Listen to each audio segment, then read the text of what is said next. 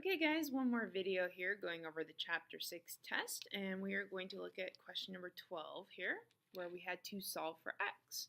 Now one of the things we know about exponential functions is to solve them you have to have equal bases. So when I look at this problem and I see 3 to the x, I'm really wishing I had 3 to the something over here. So what we got to figure out is what could we change this to make it look like 3 to the something. Well, here's what I know. 3 to the fourth, 3 times 3 times 3 times 3 is 81. So it's kind of like I have 1 over 3 to the fourth. That's what this really looks like to me. Well, let's change that. If I wanted to have just a regular base 3, I will change that to 3 to the negative fourth and set them equal. 3 to the negative fourth is 1 over 81. But now that I have equal bases, I'm like, oh, okay, well, equal bases, so x must just be negative 4. And there's my answer. X is equal to negative 4. Now, if I'm not totally sure, I could definitely do a check. You know, some of you are doing your checks but forgetting to label it when you do that. Make sure you label that you're checking on whenever you do a problem like that. So remember, our problem was 3 to the x equals 1 over 81. Well, now I got to see, is 3 to the negative 4 equal to 1 over 81? And it totally is. 3 to the negative fourth is 1 over 3 to the fourth. And then if you don't believe me, multiply 3 times 3 times 3 times 3, and sure enough, you're going to get 1 over 81. It's going to work. So definitely checks out on that one. Now let's look at number 13 here. On this one, I see 25 and 125, and right away my mind kind of goes to, like, what base could I match up? And I'm kind of thinking 5s might work for this one. What I know about 25 is it's the same as 5 squared. 5 times 5 is 25. So if I think of it as 5 squared, and I have a 2x minus 3 power, I can put that here. I'm also thinking for 125, that's kind of like 5 to the third power. 5 times 5 times 5 is 125, but it's to the x plus 1 power. So I kind of have made my matching bases now. I'm pretty close to having established the base being 5 and 5. But I need to deal with these powers. So I'm going to distributive property. I'm going to multiply the 2 out there. I'm going to say this is 5 to the 2 times 2 is 4x, minus 2 times 3 is 6. And over here, I'm going to have 5, and I'm going to use distributive property. And I'm going to have 3 times x is 3x, plus 3 times 1 is 3. And now I have exactly what I wanted. Equal bases, so that's perfect. I can set the powers equal to each other. 4x minus 6 equals 3x plus 3. I'm ready to solve. Now it's going to be easy. So let's take the 3x away, put it over here. That means we're just going to have x minus 6 equals 3. And let's add the 6 over, and we're going to get our answer, which is x equals 3 plus 6. So I'm going to write that over here. X equals 9. And I am done. And again, I can go check my answer for my level 4 work, and I can run a check on this one. But I'm feeling pretty good about this. If I had time, I would check it. But we're going to go on to the next one here and look at the interest problems. Okay, so here we go. Number 14. You deposit $200 at 3% for 5 years in a bank account that's earning simple interest. Second I read simple interest, I'm like, okay, I equals PRT. Principal, rate, and time is all I need to figure out. So our job is to find the balance in the account, and we're going to do that by figuring out the interest first. Now I know what the principal is. We have $200 that we're putting in our bank account, so that's our principal. I know the rate is equal to 3%, but I also know that 3% has to be changed to a decimal. So my rate is the same as taking the decimal point, moving it 2 times over, and making it 0.03. So I'm going to have $200 times 0.03. And then my time, it looks like 5 years, so times 5. And capital I equals interest, capital I equals, and at this point, you're just multiplying it on a calculator. We got to figure out what 200 times 0.03 times 5 is. Let's see if we get there. Oh, nice number if you can see that on the screen. We get 30. So we get $30 of interest, but don't circle it. That's not our answer. We are supposed to find the balance in our account. So over here, I'm going to write balance equals. We started with $200. That was our principal, and we got $30 of interest. So if I add 200 plus 30, my balance is equal to $230. I now have $230 in my bank account. That's what I'm going to circle. That's my answer to this problem. Okay, one more. Question 15. Let's look at the next one.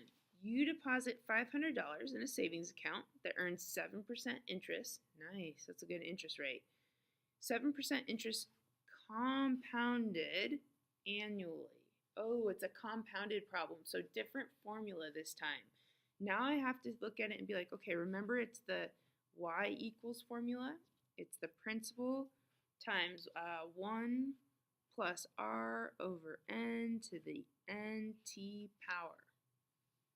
Okay, so this time variables stand for mostly the same as the one up above here, like p is principal, r is rate, t is time.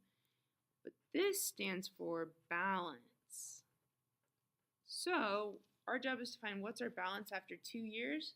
No problem. Let's write this out over here. Our principal money that we start with is $500. It has a 7% interest rate, so our rate is 7%, which I know is 0.07 if I wrote it as a decimal. We are going to compound it annually. That means every year, once a year, we compound this thing. So my n value is equal to 1 once a year. And we want to know what's our balance after 2 years, so we want t equals 2 to be our time. Okay, so over here, I'm going to write y equals, and I'm going to replace the principal with $500.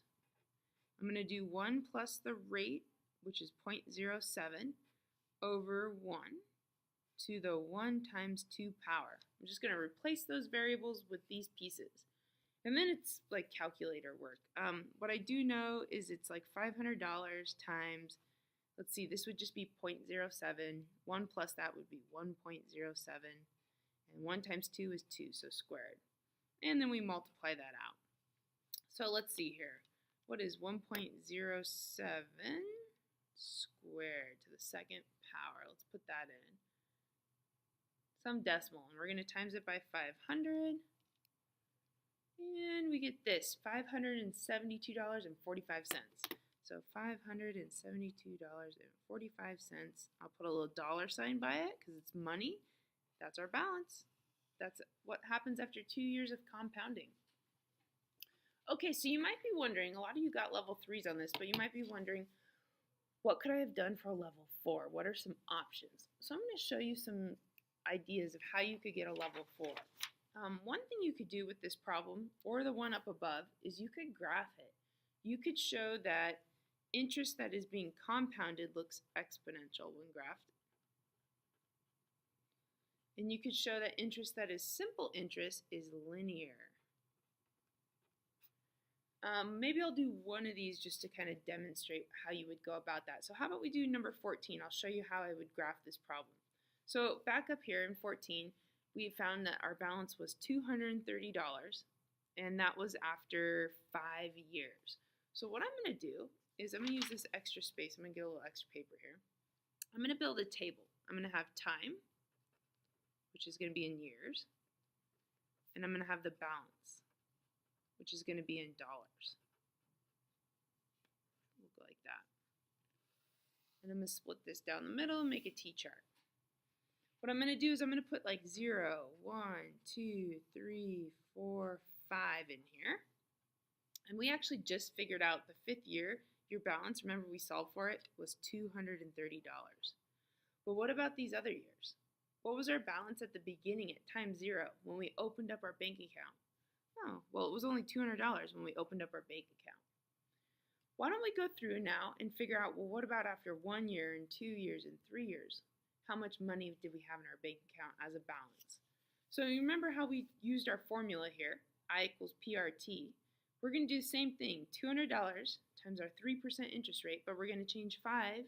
Instead of 5 years, we'll do 1 year, then we'll do 2 years, and then we'll do 3 years.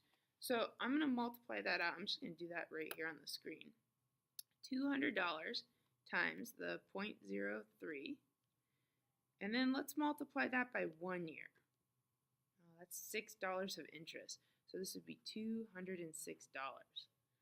And then let's take $200 times 0.03 and let's times it by 2 years. That's $12 of interest, so that's $212. I'm sure you're seeing a pattern here. $200 times 0.03 of interest times 3 years. 18. So now that's $218 as your balance. You can see it's going up by 6's. It has a constant growth of +6. So if I add $6 to 218, we'd be at 224. Then what I'm going to do is I'm going to graph this situation and prove that it's linear. So I'm going to grab a ruler here real quickly, and I'm going to sketch a first quadrant graph, because I luckily only have positive numbers, no negative numbers in my bank account. And then I'm going to set this graph up with my two variables, which is time and balance. So time will go down here, and my balance will go over here. My time's going to be in years. We only did 5 years. We could have done more, but 5 years was enough. So I'm just going to go 1, 2, 3, 4, and 5. And then it looks like a growth of 6. You know what I want to do for this graph? I kind of want to make a break so I can start at 200. So I think that's what I'm going to do. I'm going to use a little break symbol and make this first point 200. And then I really want to show that it's going up by 6's. It'd be almost nice just to make this go up by 6's, but what I'll do is this. I'll go by 5's to make it even. 205, 210, 215, 220, 225, 230, 235. I'll stop at 240.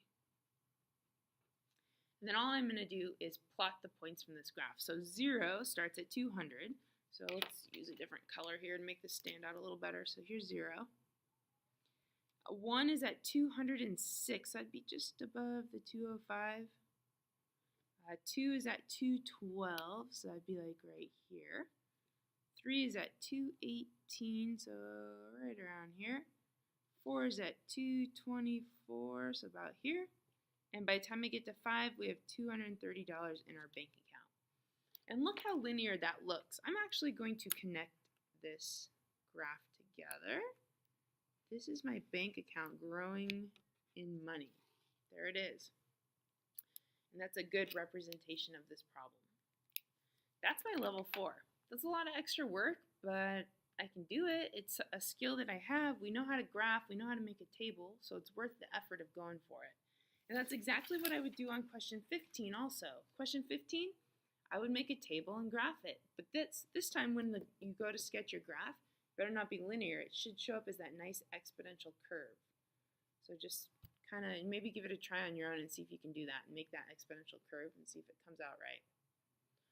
Okay, that's it, you guys. I hope going over these videos helped you find your mistakes, and I hope when you were going through your own test, you corrected with a different color pen and really kind of figured out what you need to work on for next time. Thanks, guys. Bye.